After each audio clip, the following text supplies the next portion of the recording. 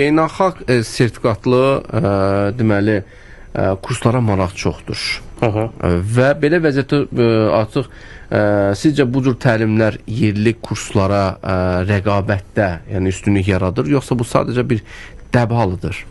İndiyə kimi yaradır. İndiyə kimi beynəlxalq sertifikat deyə bazarda şagirdləri toplayan kurslar var idi. Amma artıq yavaş-yavaş bu dediyim kimi dəyişilir. Bazara dediyim kimi bizim kimi təlimlər daxil olur, hansı ki baxırlar ki, o sertifikatı alanlar onsuz da belə deyim, artıq işsiz qalıblar axı ya. 10 il bundan qabaq, 5 il bundan qabaq məşhur idi bu. Amma getdilər kursa, sertifikat aldılar, indi düşüblər kurs axtarırlar. Məsələn, bizim kursuma gələnlərin yarıdan çoxu təcrübəsi olanlardır, məşhur akademiyanı qutaranlardır. Hətta xaricdən olsun, yəni Acun Akademiyaya qutarıb gələn yoldaşları vardı, nə bilim, orada ajansda işlədiyimiz yoldaşlar var. İndi gəlib praktik almağa. Bu nə edir? Yavaş-yavaş gedir ətrafına deyir. Ətrafında kimsə buna deyəndə ki, bəs hansı kursa gedim? Deyə mən getmişəm, sertifikat almışam. Oranın başını bıraq da, ondan sonra iş tapamamışam.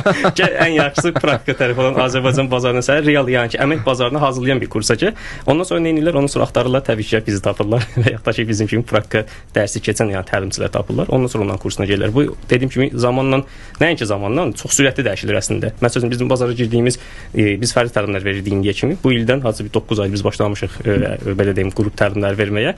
Baxırıq ki, biz qrup təlimlər verəndən sonra istər bazarda götürdüyümüz o bazar payı, istər rəqabətə görə endirilən qarşı tərəfdən endirilən qiymətlər, hansı ki, o absurd qiymətləri dediyim, baxırıq ki, çox təsir edir. Biz bunu deyirik zamanla, amma baxırıq zaman çox sürətli şəkildə dəyişilir bu.